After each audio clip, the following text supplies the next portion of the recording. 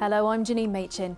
It's years late and millions over budget, but Cambridge's controversial guided busway finally opened to passengers today. Large crowds turned up in St Ives to see the ribbon cut. It opened what's said to be the longest transport system of its kind in the world. 1, 2, 3, go! Some wondered if this day would ever arrive. Following an embarrassing 2-year delay and a £70 million overspend, there were nervous expressions amongst the council's top brass. The first ever bus had to be on time.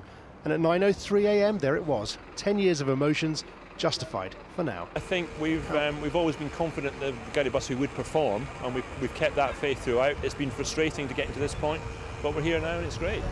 It's an excellent service, it's great infrastructure, and it will help the economic prosperity of the county. I can't imagine why anybody would not see the goodness in that. Built on the old railway line between St Ives and Cambridge, 16 miles of the journey will be on guided tracks, making for a smooth journey and hopefully a fluent one, avoiding the ever-busy A14. It took us 3/4 of an hour from St Ives to the bus station in the centre of Cambridge, and I was expecting it to be a bit of a shorter time than that.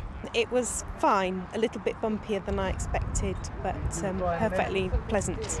Now the service is finally up and running, the outstanding question of who'll foot the bill is bound to resurface. The original contractors, Bam Nuttall and the Cambridgeshire County Council, both admit it will go to court. However, today's judgment has been presided over by the public, and early indicators suggest a verdict very much in favour of the guided bus. Joseph Hall, BBC Look East, St Ives. A teenager's been charged with causing death by dangerous driving after a fatal car crash in Norfolk 5 months ago. A Ford Fiesta, which was being followed by a police car, crashed into a wall in Caister-on-Sea, killing 15-year-old passenger Ryan Youngman. Luke Barnes, who's from Galston, is due in court next month. Police investigating the murder of a pensioner in Wellingborough have organised interpreters to speak to the local community in the hope that vital information will come forward. Karoli Varga, who was originally from Hungary, died from head injuries at his home last weekend. Hungarian, Polish and Romanian speakers will all be on hand at a special police surgery in the town this Wednesday. Now, people who turned up for a big outdoor event in Essex this weekend are asking for their money back because a balloon display failed to happen. The organisers say there were other things to see, but some were disappointed.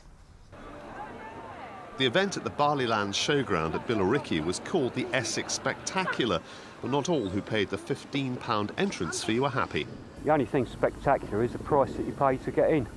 Absolute waste of time. I spoke to a trader and he said he's disgusted with it and it's cost him a fortune. The central attraction was to have been a big hot air balloon show, but only one made it off the ground yesterday, none today. We put on everything that goes out. Balloons are weather dependent.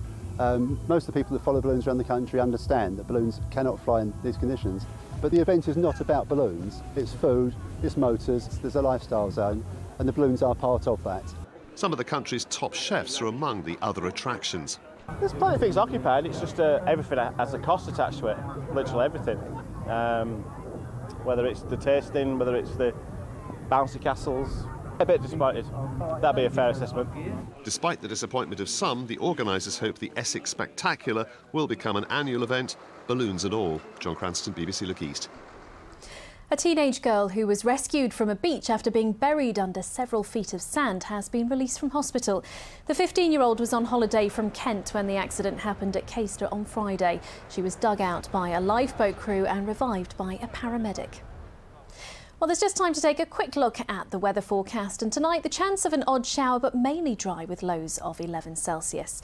Tomorrow a dry and sunny start, but expect some rain by the afternoon, and the outlook Tuesday and Wednesday should stay dry, but then the rain returns on Wednesday. Well, that's it for tonight, but on Look East this week, we'll be examining what progress has been made in the drive to generate electricity from the region's offshore wind farms. The Greater Gabbard Field will be the largest of its type in the world, but it's running late, hit by a dispute between the owners and the builders. We'll have a series of special reports starting tomorrow night on Look East. That's BBC One at 6:30. Well, you can catch the early news team from 6:25 tomorrow morning, but from myself and all of the late team, we hope you have a very good night. From us, bye-bye. Good evening. It's been an up and down weekend in the middle of an up and down summer. Most of the weather action at the moment is at top and tail of the country. Some very heavy rain for a time across the southeast of England.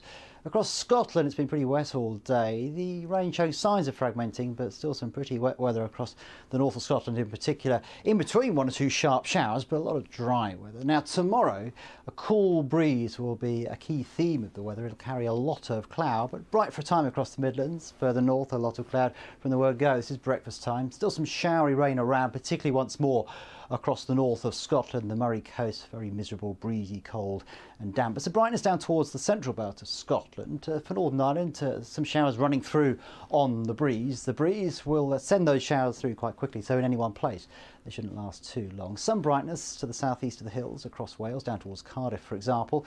And for southwest England, broken cloud, some showers scudding through, but they shouldn't last too long. Plenty of sunshine first up across many other southern counties, down across the southeast, East Anglia, the Midlands. Fine, bright and breezy start, although the cloud will tend to increase through the day. It'll be pushed on by that breeze coming down from the northwest, and by the afternoon many of us will be rather cloudy, limited brightness. There will be some sunshine. Central and southern parts of Scotland not doing too badly. A few showers still, but the persistent rain across the far northeast gradually fading away. Cool though, 17 or 18 will be typical. Better day on Tuesday, most places dry and bright. The rain returns on Wednesday. Next Sugartown's wedding of the year is back on, if only Emily can decide which brother to marry.